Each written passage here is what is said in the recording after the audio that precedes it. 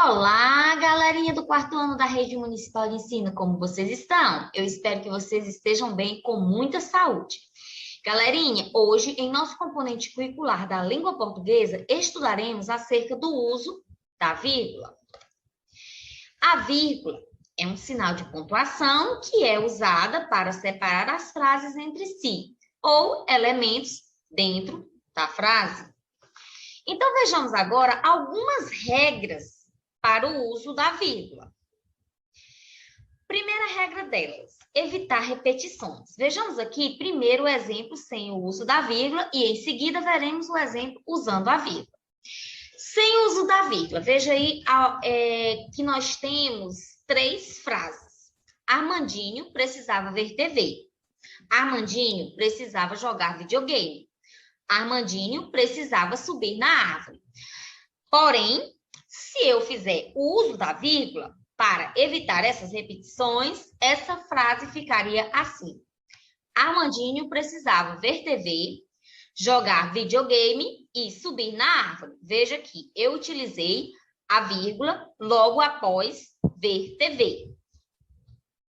Vejamos agora uma segunda regrinha. Separar ou enumerar os elementos de uma frase. Vejamos o exemplo. Mamãe foi à feira e comprou uva, banana, maçã, laranja, acerola e tomate. Veja que após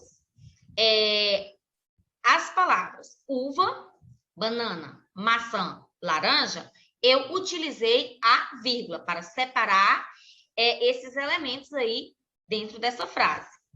Vejam esse outro exemplo. Maricota pratica vários esportes.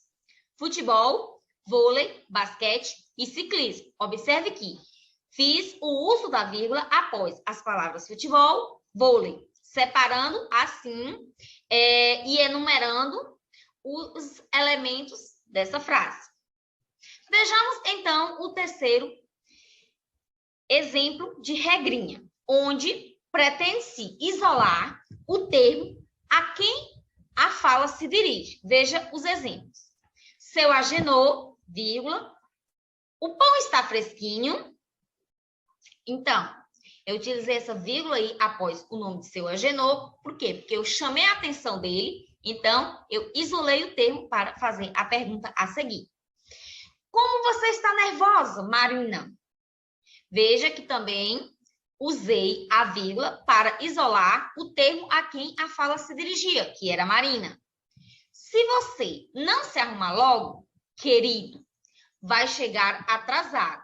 Veja que utilizei a vírgula isolando o termo querido.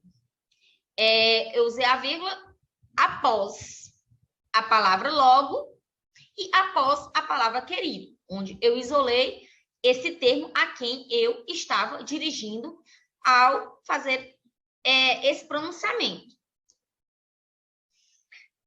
Quarta regrinha, separar ou isolar uma expressão explicativa. Vejamos os exemplos. Joaquim, o moço que traz o pão não veio hoje. Veja que após o nome Joaquim e após a palavra pão, eu utilizei a vírgula. Por quê? Veja só. Quando eu disse Joaquim, aí eu fui explicar quem era Joaquim. Joaquim não era qualquer pessoa. Joaquim era um moço que traz o pão. Por isso que eu utilizei as vírgulas aí para isolar essa expressão que está explicando quem é Joaquim. Joaquim não é qualquer pessoa, é o moço que traz o pão.